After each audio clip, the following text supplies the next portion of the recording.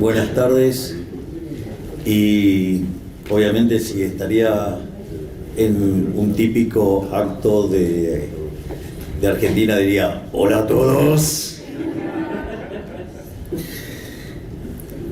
En primer lugar deseo dar las gracias por este reconocimiento a esta lucha que hemos iniciado hace muchos años y que está dando frutos inesperados. Así que primero deseo dar las gracias por este reconocimiento a esta tarea que estamos llevando a cabo. Por otra parte, me gustaría contarles acerca de mi experiencia, de cómo llegué a las ideas de la libertad, porque no es que fui liberal desde el primer momento. En rigor, igual no me siento mal porque Hayek originalmente era socialista. Y como bien dice... y como bien decía Mises que el conocimiento en economía llevaba al liberalismo, y como decía Hayek, si los socialistas supieran de economía no serían socialistas. Así es que cuando aprendí economía pasé a ser liberal. Pero más en la previa yo contaba lo complicado que era para las ideas de la libertad en los ámbitos académicos. Seguramente si ustedes le preguntaran o le preguntan a algún economista de alguna universidad pública argentina o también de universidad privada quién es Ludwig von Mises, le va a contestar que cree que es el 9 de la selección de fútbol de Holanda. Y en ese ámbito hostil es en el cual los economistas en Argentina nos formamos. Básicamente, la formación que yo recibí originalmente fue una formación de lo que se denomina la escuela post-keynesianos, keynesianos tardíos, que son una rama de los keynesianos que tienen algunos tintes hasta cuasi marxistas. En ese sentido, fui contaminado por un montón de malas ideas, como que es necesaria la intervención del Estado, es necesaria la regulación, los empresarios son villanos y la inflación es multicausal y es culpa de cualquier cosa menos de la emisión monetaria. Y en ese contexto en el que fui formado, es más, cuando tomé mi primer curso de crecimiento económico, básicamente el profesor poco nos enseñó de crecimiento económico y nos enseñó de muchos autores de desarrollo que poco tiene que ver con lo que hoy uno entiende como crecimiento económico. Pero me quedaron algunas marcas de algunos profesores aislados o de leer libros y estudiar hasta las citas o irme, por ejemplo, a la biblioteca del Banco Central, que en aquel momento era la biblioteca de economía más grande de la Argentina, y me iba y me encerraba solo a leer cosas alternativas a las que me enseñaban en la universidad, y ahí fui conociendo a otros autores. Sin embargo, tuve esa formación y mi primer maestría la hice en economía keynesiana, y ahí fui conociendo las distintas vertientes del keynesianismo. Entonces ya no solo había estudiado los keynesianos, los post-keynesianos, estos keynesianos con algunos tintes marxistas, sino que ahí también pasé a estudiar lo que se denomina los keynesianos modelo Forte, y también a estudiar ya unos keynesianos un poco mejorados, como son el caso de los keynesianos neoclásicos, que es básicamente el tipo de keynesianismo que uno hoy conoce regularmente.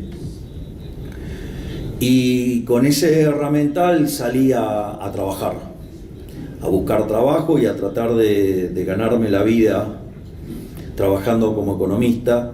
Y la verdad es que era bastante frustrante, era una concatenación de frustraciones permanentes todo lo que me pasaba, porque si bien las cosas que decían no desentonaban con lo que decían el resto de los profesionales en Argentina, yo me daba cuenta que era un errador serial, era un pifiador serial, era una máquina de cometer errores, y que en realidad teníamos toda una serie de artilugios para esconder todos esos errores, y que siempre, digamos, se les cargaba las tintas sobre, por ejemplo, se cargaba mucho las tintas sobre las expectativas, o sea, pero digamos las expectativas no puede ser más que el propio modelo.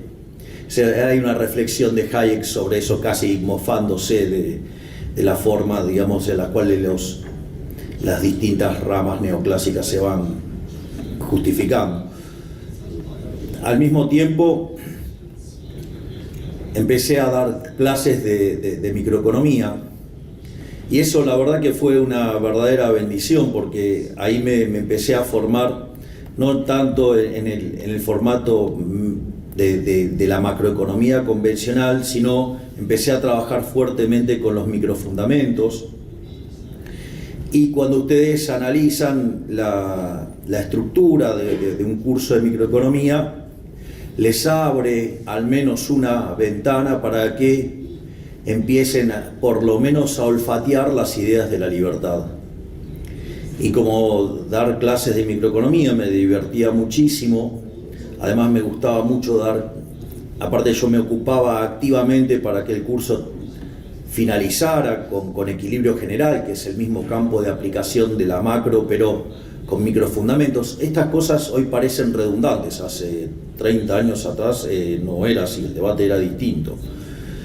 Piensen que recién en la década del 90 se empieza a trabajar de manera como una macro microfundamentada intertemporal de bases sólidas. Entonces, en este contexto, también, digamos, fue de muchísima utilidad el hecho de trabajar con la microeconomía, digamos, y eso abría también otras ventanas, y ahí, digamos, fui perfeccionando mi pensamiento neoclásico. Además, la matemática me resultaba amigable y por lo tanto, o sea, iba avanzando de manera confortable. Además, la microeconomía me daba muchas herramientas para trabajar. Me permitía hacer que mi trabajo fuera muchísimo más divertido, que lo llenara continuamente de microfundamentos. Pero también había ahí algunos problemas. Es decir, básicamente cuando en la parte 1, en general, en un curso de micro, en un libro de micro, tiene lo que es toda la teoría del consumidor, digamos, para derivar la teoría de la demanda. Después viene toda la teoría de la firma para derivar la oferta. Después pasa a las estructuras de mercado. Va el caso de la competencia perfecta, que, digamos, Hayek tiene un excelente punto sobre la crítica de la competencia perfecta. Digo, es tan ridículo el modelo de competencia perfecta que no termina habiendo, digamos, o sea, los agentes son todos precios aceptantes, o sea, tiene un comportamiento básicamente como si no existiera nada. Entonces, o sea, es bastante contradictorio. Y a partir de ahí empiezan los fallos de mercado, ya sea las estructuras de mercado concentradas o con su contrapartida técnica, matemática, si ustedes quieren, que es básicamente que se definen como no convexidades. Aparece el problema de los bienes públicos, de las externalidades, los problemas de información asimétrica, los problemas de falla de coordinación y teoría de los juegos. Y después uno ya va a la parte de equilibrio general, pero toda esa parte de las fallas de mercado también es un germen muy importante, y de hecho es una de las cosas en las que yo, digamos, en mi reciente libro, Capitalismo, Socialismo y la trampa neoclásica, ataco de manera directa. Pero más allá de eso, entonces, frente a la frustración que implicaba el trabajo, que solamente podía estar haciendo cosas de microeconomía, y entonces decidí hacer una segunda maestría, una maestría ya no tan basada sobre una escuela de pensamiento, sino una maestría mucho más ecléctica, y ahí fui conociendo distintas versiones para el enfoque. Ahí, digamos, me recrudecí en mi pensamiento neoclásico. Al mismo tiempo sentía un profundo desprecio por el Estado, pero no tenía la forma de canalizarlo. Es decir, Argentina estaba sufriendo la parte final del programa de convertibilidad, y en ese contexto tenía claro que el Estado no era la solución, que el Estado era el problema, pero las herramientas que tenían no eran las correctas, y entonces seguía acumulando frustraciones con el herramental que tenía. Y cuando empecé esta segunda maestría, ahí me encontré con toda la literatura nueva del crecimiento económico. Ahí me encontré de vuelta con algunas de mis errores de juventud, porque una de las cosas que me pasó cuando miraba solo los libros de crecimiento económico, en muchos de los libros de crecimiento económico había una cita maravillosa de Robert Lucas Jr., que en paz descanse, que dice: cuando uno empieza a analizar este tipo de cuestiones, el crecimiento económico, las consecuencias sobre el bienestar humano son tan fuertes que uno no puede pensar en ninguna otra cosa. Siendo un joven estudiante de la licenciatura en Economía, lo primero que pensé es que, otro profesor que cree que su materia es la más importante de todas. Sin embargo, cuando ya estaba haciendo mi segunda maestría, fue muy revelador eso, y es así que me empecé a involucrar de manera muy activa con los temas de crecimiento económico, y todo eso me llevó, digamos, no solo a especializarme en crecimiento económico, con y sin dinero, es decir, en el fondo me estaba preparando para saber cómo hacer para bajar la inflación y cómo hacer crecer a una economía, que dicho sea de paso, por puro orden espontáneo, puro la fuerza del cielo, me pusieron justamente en el país de la inflación y en el país de la decadencia como presidente. Digamos, eso sería un canto a Adam Smith y también a Hayek, que tanto nos enseñó acerca de cómo funciona el sistema de precios.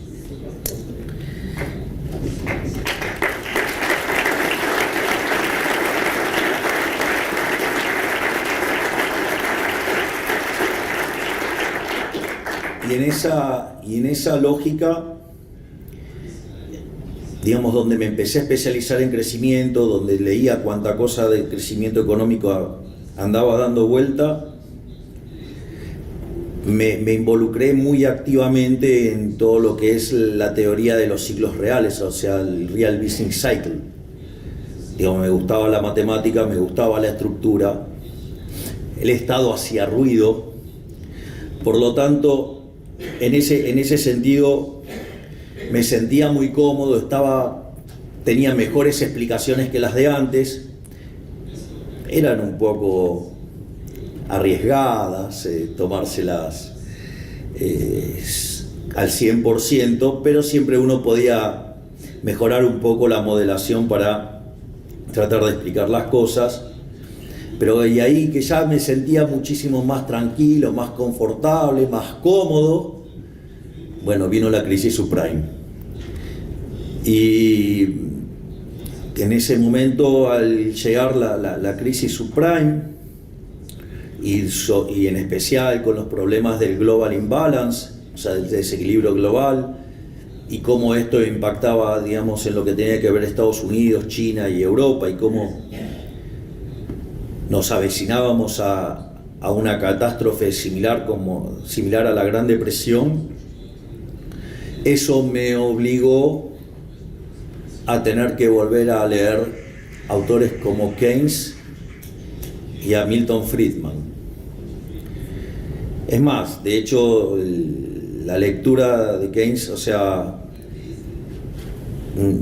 en mi caso no solo me quedé con leer la teoría general, o sea, he leído varios libros sobre Keynes, pero confieso que casi patológicamente la teoría general la leí 5 veces, a punto tal que hasta escribí un libro que se llama Desenmascarando la mentira keynesiana. O sea, por lo tanto, eso me permitió también reconectar con otras partes del debate, pero igual me sentía frustrado, y una de las cosas que dije, bueno, solamente me voy a dedicar al crecimiento económico, las cosas que diga son válidas en el largo plazo. En cuanto a mi trabajo, utilizo los fundamentos micro y basta, y no me hago más problema. Y ahí estaba feliz con el crecimiento económico. Y me quedé ahí haciendo crecimiento económico, me quedé en ese lugar, sin tener que confrontar en el corto plazo, porque ya me había dado cuenta que por todos los lados que andaban dando vuelta disponible, en todos la cosa no funcionaba. Pero como todas las cosas buenas, en algún momento terminan. Y en un momento, cuando me invitan a dar una charla en el World Economic Forum, no la que hice lío, sino cuando era más digerible para el resto de los humanos. Entonces me invitan a hablar sobre demografía y crecimiento, y ahí no tuve mejor idea que empezar a revisar el trabajo de Angus Madison, y me encontré sus trabajos sobre economías milenarias, y ahí me encontré con sus estimaciones de población y del PBI per cápita a lo largo de 2000 años, es decir, desde el año 0 de la era cristiana hasta el año 2000. Y una de las cosas que me rompió los ojos era lo que en la teoría del crecimiento se llama el palo de hockey. Cuando ustedes miran la serie del PBI per cápita desde el año 0 hasta el año 2000, ustedes van a ver que el PBI per cápita prácticamente está constante entre el año 0 y el año 1800.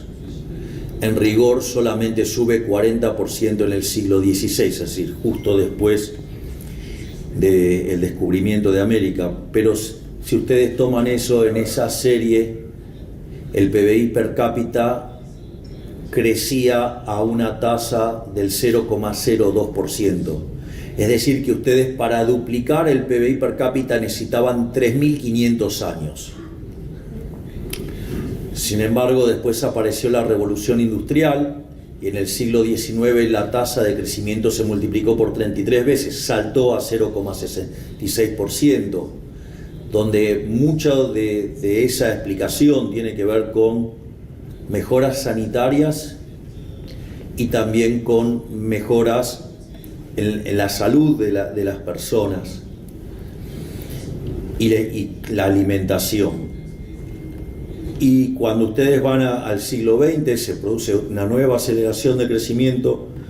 En la primera mitad del siglo XX el crecimiento se acelera al 1,1%. En la segunda parte del siglo XX se acelera al 2,1%, y es más, si ustedes corrigieran por la subestimación de las cuentas nacionales, el crecimiento económico podría estar en torno al 3 o 3,5% per cápita. Es decir, que en los últimos 200 años de esa serie hicimos muchísimo más que lo que habíamos hecho en los primeros 1800 de esa serie, donde ya, como les había dicho, mientras que en la primera parte el crecimiento fue 40%, en la segunda parte que estamos mencionando el PBI per cápita se multiplicó por prácticamente 10 veces, va para ser exactos 8 veces. Y al mismo tiempo 9 veces, perdón. Y al mismo tiempo la población se multiplicó por 8 veces. Es decir, que el PBI en los últimos 200 años de esa serie se había multiplicado por 72 veces. Más allá de que uno lo cuente como una historia de progreso y demás, eso para la teoría económica es un problema enorme. Cuando ustedes abordan el instrumental neoclásico, ustedes tienen que se asume la existencia de rendimientos constantes a escala o rendimientos marginales decrecientes. Es decir, que en la medida que ustedes agregan una unidad de factor, el producto crece, pero crece menos que proporcionalmente. Y ese problema, digamos, cuando ustedes miraban acá, la población se multiplicó por 8 veces y la producción por 9. Entonces claramente eso no tenía sentido.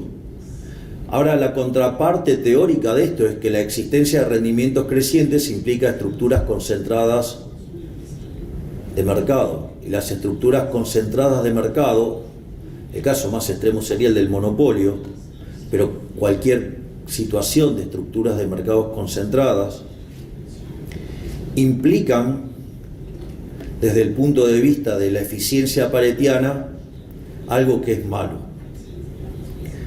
Entonces nos encontrábamos con una serie que nos decía, si uno miraba en los microfundamentos, que eso era malo para el bienestar. La pregunta era cómo algo que recibió a la población del mundo con un 95% de pobreza extrema y la había llevado en ese momento a niveles en torno al 10%, ¿cómo podía ser que la teoría económica dijera que eso era malo? Esa situación era verdaderamente muy desafiante.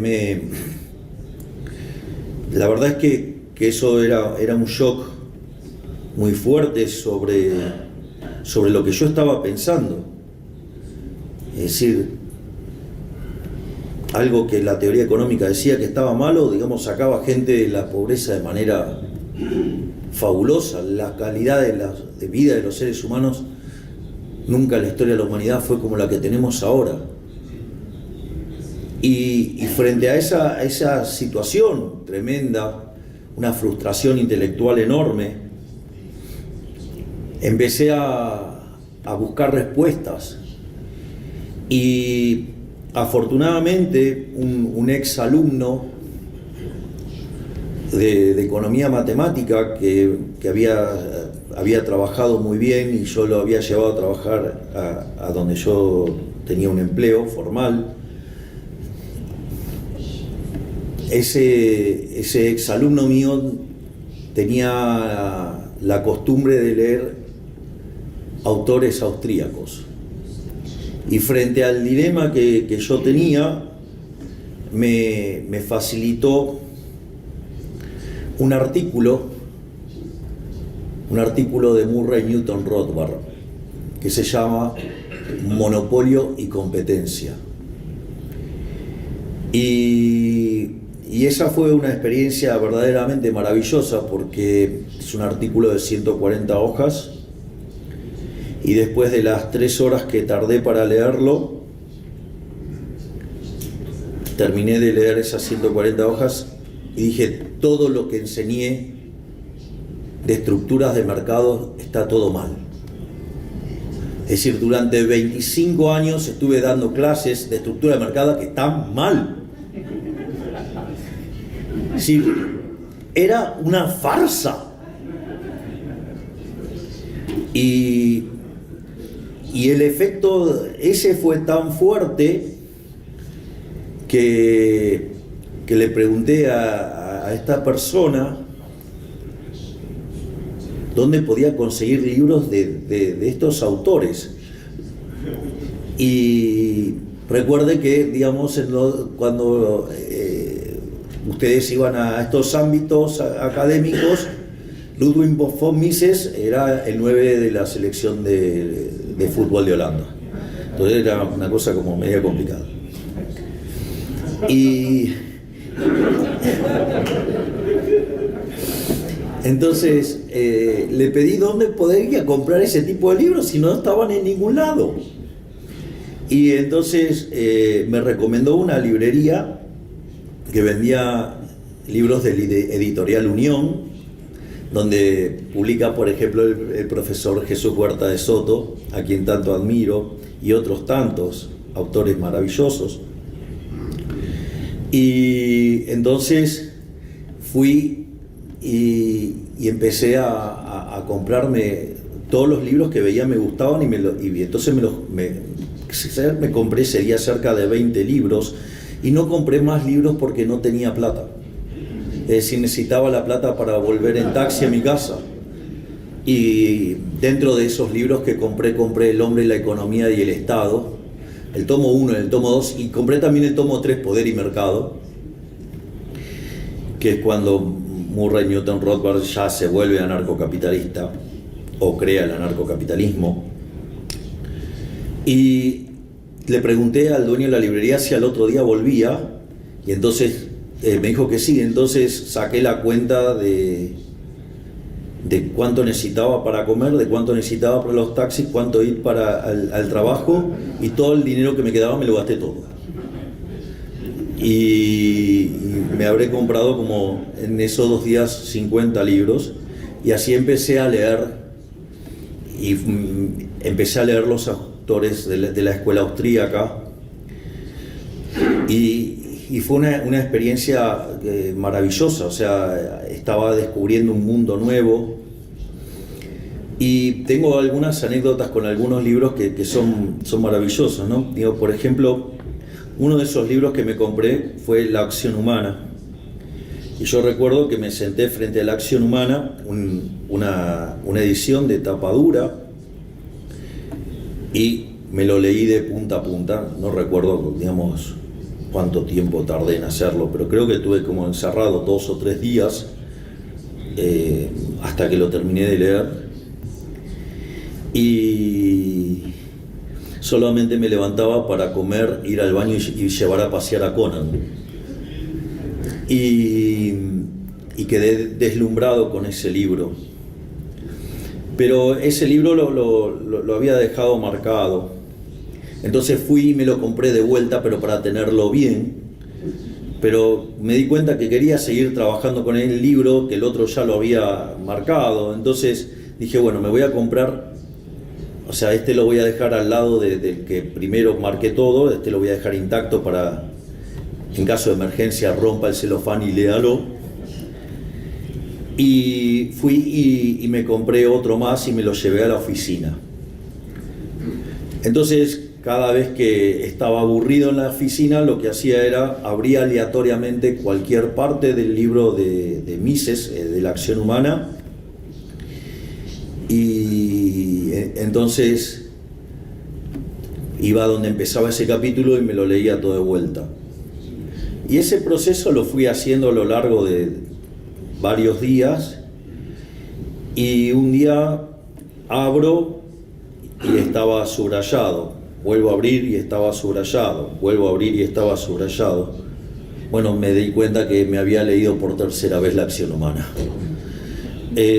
Por lo tanto, digamos, Mises es un autor que ha tenido un impacto enorme sobre mí.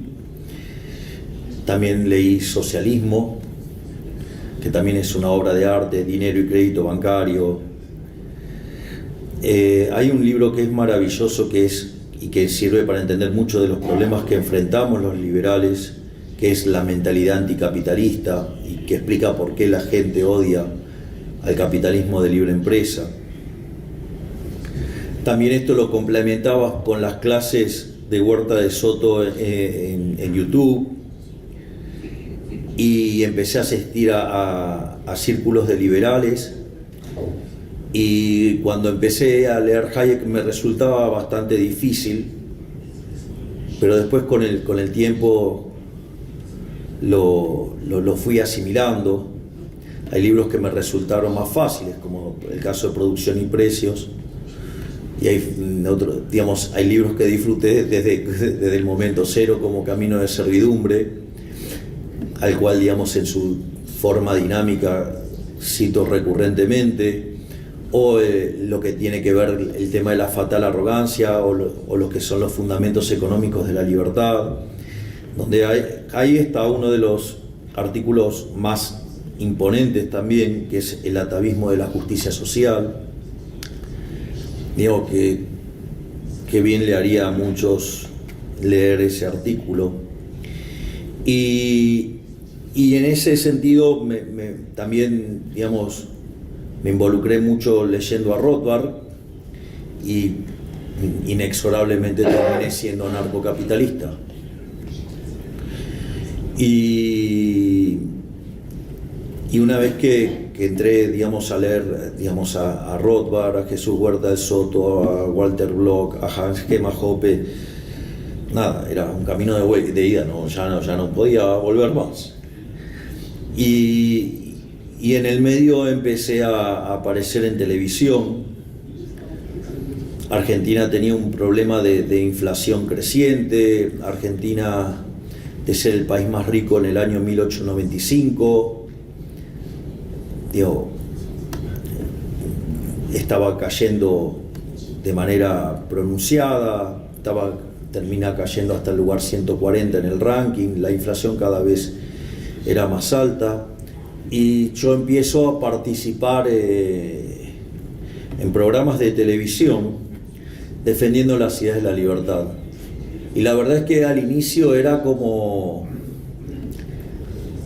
la película Gladiator, era yo contra todos, o sea, y me encontraba contra 15 personas que todas defendían el Estado, el socialismo y todas esas cosas inexorables. Y además los kirchneristas eran bastante violentos para debatir. Ellos, digamos, como muchas de la izquierda, básicamente lo que hacen es ponerle 4 o 5 de los de ellos, y cuando ustedes están tratando de hablar y de hilar un razonamiento, empiezan a hablar encima de uno. Entonces uno se ve forzado a tener que levantar el tono para poder seguir el razonamiento, y entonces después me acusaban de estar gritando en los paneles. Digo, lo más interesante que muchos de los que me acusaban eran los liberales de Copetín, que habían hecho del liberalismo una vergüenza y que, digamos, las reuniones no podían llenar un ascensor.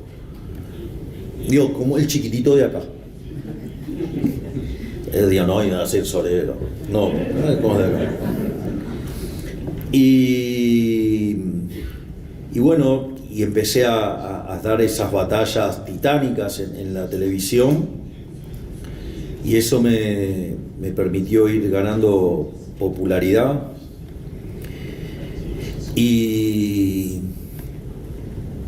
en un momento, cuando llegó la pandemia, ahí es como que la sociedad empezó a hacer un clic, porque al estar encerrados hubo una revalorización de las ideas de la libertad. Mire, les voy a contar una anécdota sobre lo que era ser liberal cuando yo empecé a discutir estas cosas en televisión. Un día yo estaba dando clases y un alumno viene súper ofuscado porque le había puesto un 0. Pero estaba todo mal lo que había hecho. No podía ni siquiera ponerle un 1, era regalarle nota. Entonces el muchacho, de manera muy violenta, viene a gritarme y su insulto es: usted es liberal. Me insultaba diciendo: usted es liberal. Entonces, frente a esa situación, le digo: dale, animate y repetímelo. Usted me dice: liberal. Y yo le dije: gracias, muchas gracias.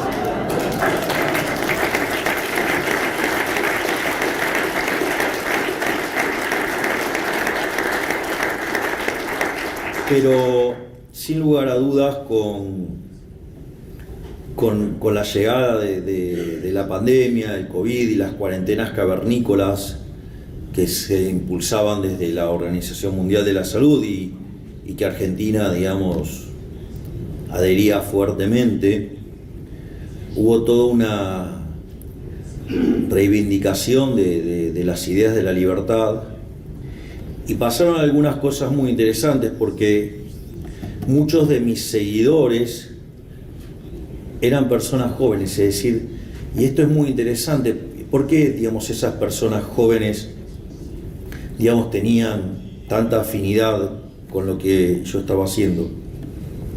Básicamente eso es porque los jóvenes tienen menos tiempo de exposición al lavado de cerebro que es la educación pública, independientemente que sea de gestión estatal o de gestión privada, porque los contenidos los suele fijar el Estado. Entonces eso lo que hace es marcar la cancha y determinada literatura ustedes no puedan acceder porque el Estado trata de bloqueárselos. Es decir, a ningún estatista o a ningún, digamos, político le va a gustar que ustedes lean Rothbard, porque, digamos, imagínense que le están torpedeando la fuente de ingresos y en realidad, como ellos tienen el poder, digamos, el monopolio de la violencia, lo ejercen para que justamente no puedan acceder a esas ideas. Entonces, los jóvenes en ese sentido, además, son rebeldes frente al statu quo. El statu quo en Argentina era socialista, por lo tanto la rebelión natural de los jóvenes iba a ser hacia el liberalismo, y por alguna cuestión, digamos, les resultaba agradable lo que yo hacía y entonces empezaron a seguirnos. Y durante la pandemia, al quedar esos jóvenes encerrados con sus padres y en algunos casos hasta con sus abuelos o con sus abuelos, ellos le empezaron a hablar de Milei y le hablaban de Milei. Miren, ustedes, si un programa de televisión no les gusta, pueden hacer zapping. Ahora, si su hijo le dice, quiero que veas a Milei, quiero que veas a Milei, no pueden hacer zapping. En algún momento lo iban a lograr. Y lo lograron. Y entonces se empezó a extender esa situación y empezaron a ver videos en los cuales yo hablaba de las ideas de la libertad o presentábamos libros. Además, los libros nosotros los presentábamos con el formato de como si siempre pensábamos en un formato como si fuera a ir a ver un recital de los Rolling Stones, de modo tal que ustedes siempre quisieran volver a verlo, o sea, generar esa situación. Y por eso es que ustedes, digamos, pueden ver alguna presentación de un libro mío sobre Keynes y, por ejemplo, la gente gritaba: Keynes, sos ladrón, Keynes, sos ladrón.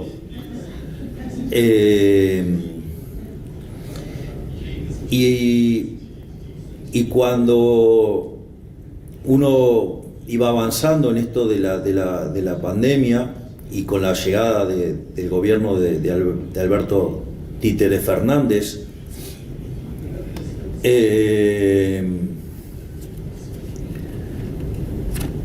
empiezan a implementar todas estas medidas salvajes, liberticidas, y en ese contexto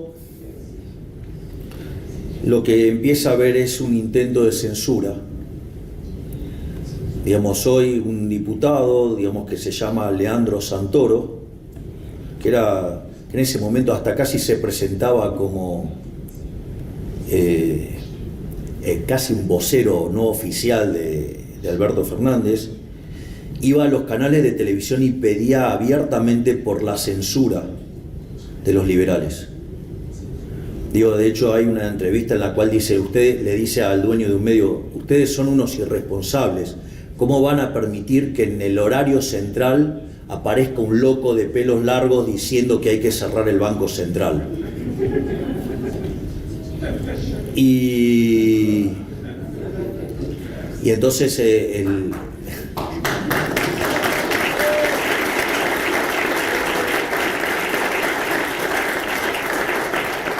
Y entonces el conductor le dice, bueno, decime quién es.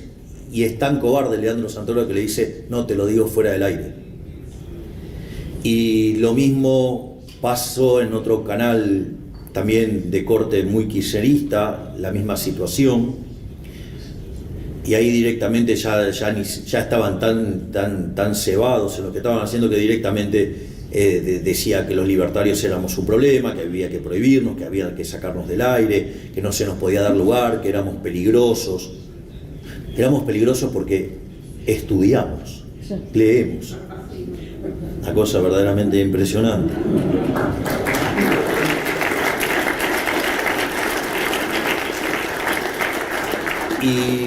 Y frente al avance de la censura, digamos, a nosotros eso nos planteaba un problema.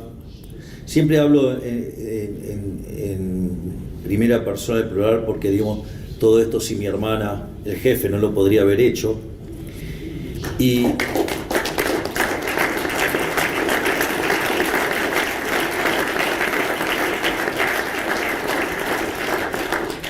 en un momento lo que nosotros veíamos es que si bajábamos la exposición en la televisión, no podíamos vender conferencias afuera. Y se nos complicaba el ingreso de dólares para gastar. Entonces, frente a esa situación donde veíamos en riesgo nuestros ingresos, o sea, no es tan romántico el ingreso mío a la política, eso es lo que quiero decir. Nos dimos cuenta que la única forma de cambiar las cosas era meterse y disputar desde adentro. Miren, si ustedes van a ver un partido de fútbol de Argentina, en Argentina es muy lindo, supongamos la selección argentina, y ustedes van a ver las banderas, los cánticos, la forma que la gente se expresa. Ahora, el choripán. Y claro, hay que sacárselo a los peronistas. ¿Quién dijo que es solo de los peronistas el choripán? El choripán es de los argentinos. Y en ese sentido, el desafío es: yo puedo poner el balón en el medio de la cancha y por más que la gente grite, cante y haga cosas hermosas, la pelota no se mueve. La pelota no se mueve. Tiene que entrar alguien y patear, porque si no ellos patean y siguen haciendo goles, no les importa que del otro lado no haya nadie. Y es así que nos decidimos meter en política. Y una de las cosas que nos pasó es que vino una persona y nos dijo: bueno, decime si tenés algún esqueleto en el placar. Y con mi hermana nos miramos y dijimos: no. Entonces me dice: no me importa lo que me digas, te voy a investigar. Y entonces después de 2 meses esa persona vuelve y me dice: te tengo una noticia buena y una mala. Bueno, como soy un perfeccionista, le dije: primero decime la buena si trabajo sobre la mala. Entonces me dice: la buena es que no te encontramos nada. Dije: ah, pero eso es buenísimo. No, eso también es malo, porque entonces te lo van a inventar. Y como no sabes lo que te van a inventar, es un verdadero problema, porque ni siquiera sabemos, digo, porque si tenés un muerto en el placar, digamos, vemos cuando lo sacamos. O sea, ahora no tenés muerto en el placar, te lo van a inventar, no sabés qué te van a inventar, digamos, va a estar complicado. Y vaya que me inventaron un montón de muertos en el placar. Digo, debo tener un cementerio dando vuelta a mi alrededor. Y me acuerdo que cuando empezamos ese proceso, primero nos dijeron que no íbamos a poder formar partido, y formamos partido. Después nos dijeron que no íbamos a poder pasar las PASO, que es un mínimo de 2%, y las pasamos.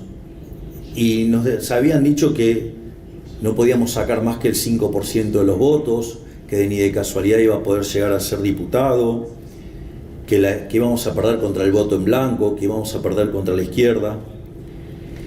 Y la verdad es que estaba pasando algo interesante. En ese momento la doctora Patricia Bullrich, con quien yo después competí en la presidencial, y hoy estoy orgulloso de que sea mi ministra de Seguridad, que está poniendo de rodillas a los malditos delincuentes.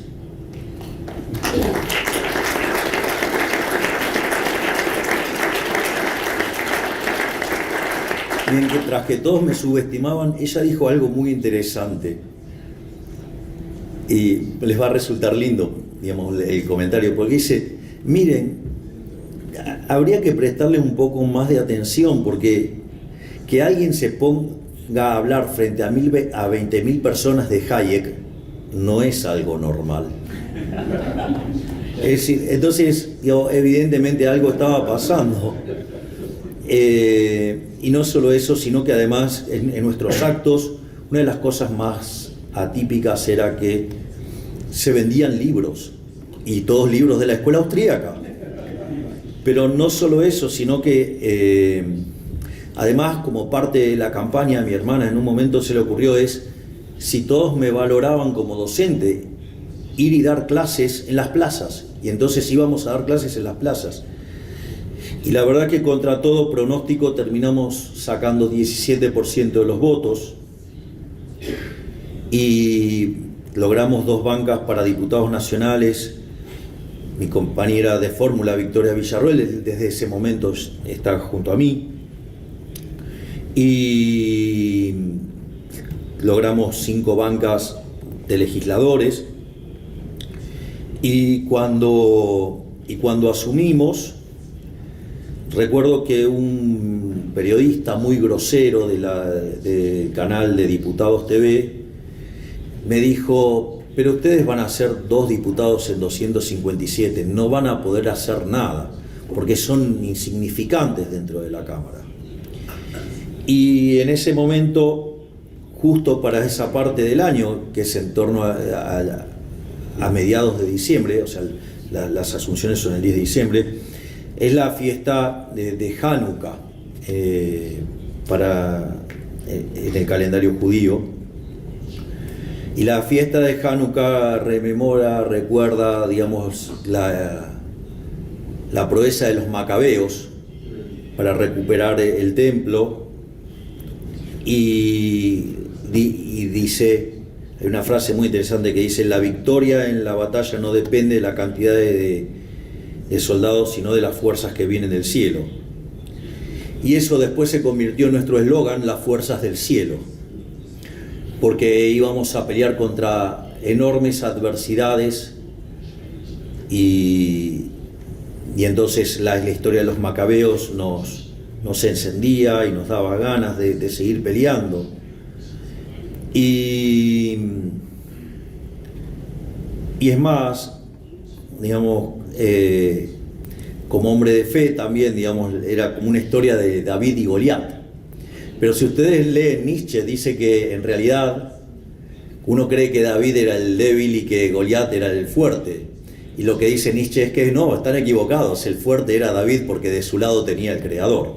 Así es que con esa fe es que nosotros empezamos a avanzar fuertemente, y ahí se le ocurre una idea maravillosa nuevamente a mi hermana, el jefe, porque como liberal libertario, anarcocapitalista, no podía cobrar mi sueldo, porque ese sueldo está tomado de impuestos que se pagan coactivamente. Por lo tanto, o sea, para mí representaba una contradicción, o sea, no podía resolver esa situación. Digo, no estoy diciendo que todos tienen que elegir eso, digamos, o sea, pero justo yo, digamos, anarcocapitalista, no mapeaba eso. Entonces estaba bien en convertirme en el topo del sistema, romper el sistema desde adentro, pero cobrar no mapeaba. Y en ese sentido a mi hermana se le ocurrió una idea genial, que fue la de sortear la dieta. Porque si lo hacíamos a dedo, digamos, éramos como cualquier otro político que hacía populismo, digamos, si lo hacíamos a dedo. Entonces esto, digamos, directamente lo determinaba el azar. Y cuando nosotros hicimos ese sorteo en la ciudad de Mar del Plata, que es una ciudad turística argentina, se convocaron cerca de 10.000 personas, vinieron a eso, y en ese contexto hicimos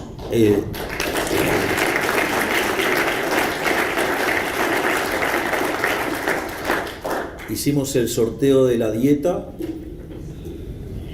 y fue tapa en más de 30 diarios de países muy importantes en el mundo. Y entonces ahí dijimos, acá hay algo. O sea, descubrimos que había una oportunidad de ir por algo más grande y nos involucramos en la carrera electoral. Digo, creo que ya es historia conocida y llegamos al balotaje, ganamos en segunda vuelta con una amplia diferencia y nos encontramos con una economía básicamente destruida. Es decir, pero nosotros nunca lloramos o lamentamos de lo que heredamos, porque también hay que decir esto, las condiciones bajo las cuales un liberal libertario de las características que yo tengo llegué a ser presidente, era obvio que no iba a ser el jardín del Edén. Y en ese sentido, cuando llegamos, nos encontramos con la inflación mayorista corriendo un ritmo anual del 17.000%, que hoy, digamos, la inflación mayorista, digamos, viene bajando al 50%. Sigue siendo un número espantosamente alto, pero desde 17.000 a 50 hay un mérito enorme.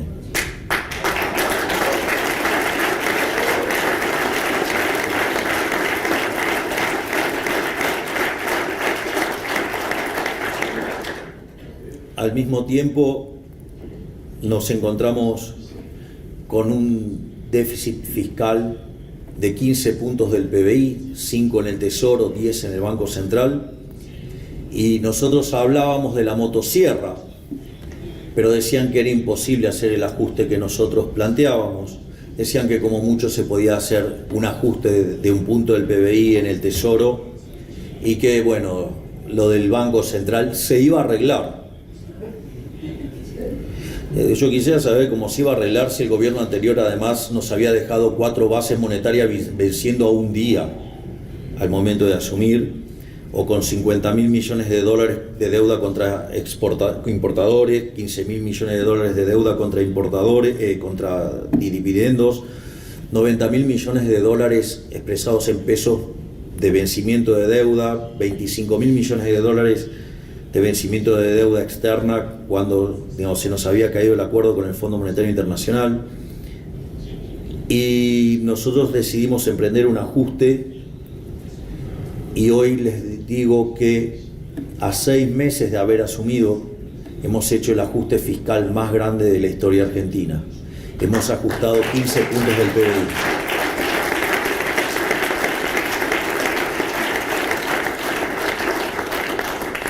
Y no solo que estamos doblegando la inflación, hoy la inflación mensual viene viajando a un ritmo aproximadamente del 3,5%, pero nosotros tenemos un sistema de devaluaciones del tipo de cambio del 2%, con lo cual la verdadera inflación en Argentina viene corriendo en torno al 1,5%. Y esto es muy importante también porque frente a otros casos de estabilización, nosotros no tuvimos que ir a la hiperinflación previa para que se licúen los saldos reales. Nosotros no expropiamos, es decir, no hubo una suerte de plan Bonex donde se robó a los depositantes y se violentó el derecho a propiedad. Nosotros no hicimos controles de precios, ni directos ni inducidos, y tampoco fijamos el tipo de cambio.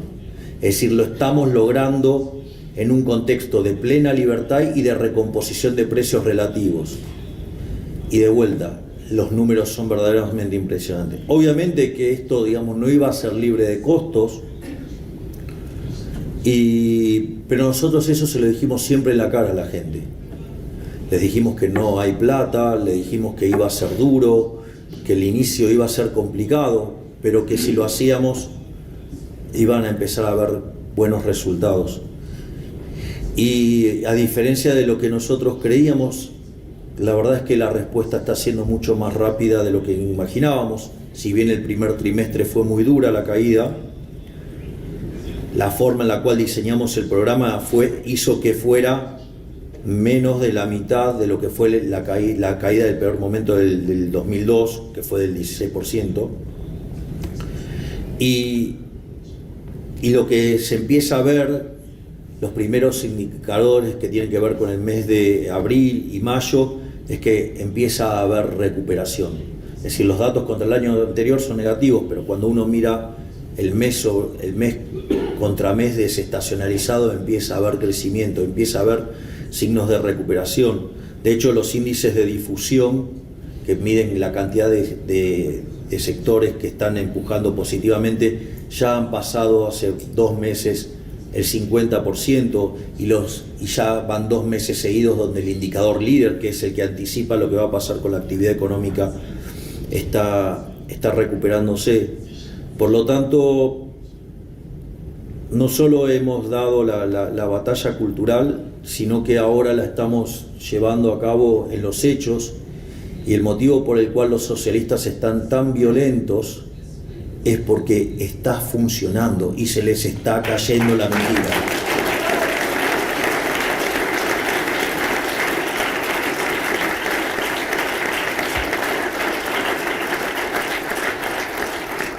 Y finalmente, quiero dejar algunas reflexiones. Una es que defiendan las ideas con pasión y crean en las ideas porque funcionan. Nosotros no solo es que la política no nos acompañó en estos primeros meses de gestión, porque no nos votó ninguna ley, no nos sacó ninguna ley. Fue una máquina de impedir todo el tiempo. Es decir, no es que no solo no ayudaron, sino que además, desde el primer momento intentaron hacer un golpe de Estado.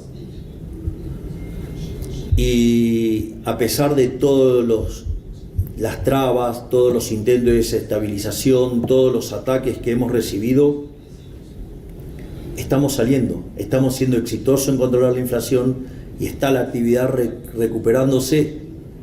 Es decir, las ideas son tan fuertes, que aún toda la casta política, la peor parte de la política argentina, toda en contra y tratando de impedir, que se ha llevado distintos gobiernos a lo largo de la historia, les estamos ganando gracias a las ideas de la libertad.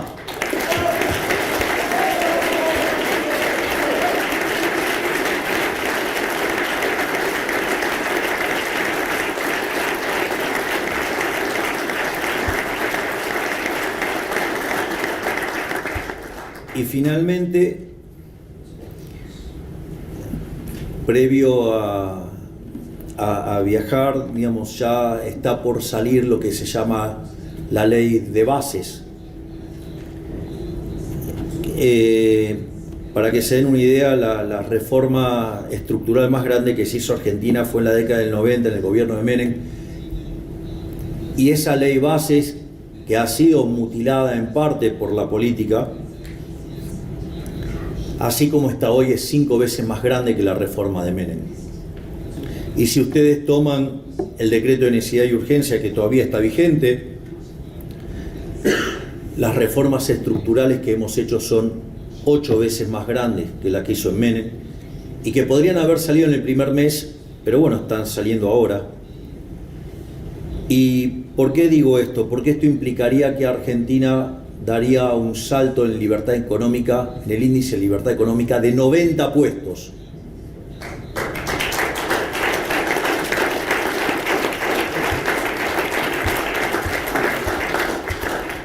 Es decir, que Argentina pasaría a tener niveles de libertad económica muy parecidos a los que tiene, por ejemplo, Alemania o Francia. Pero nosotros queremos más libertad económica.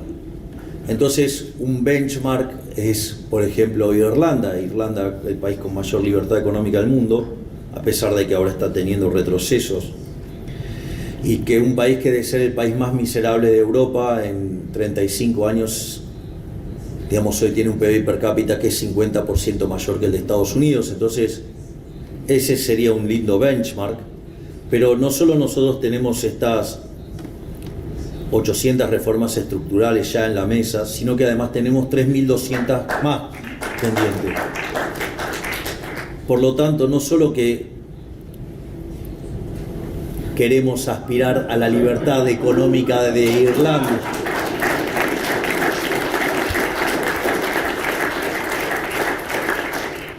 por lo tanto, no es que estemos aspirando a la libertad económica de Irlanda, sino que estamos aspirando a ser el país más libre del planeta y que eso sea una fuente de prosperidad para todos los argentinos y un excelente ejemplo para el mundo, para saber que las ideas de la libertad funcionan.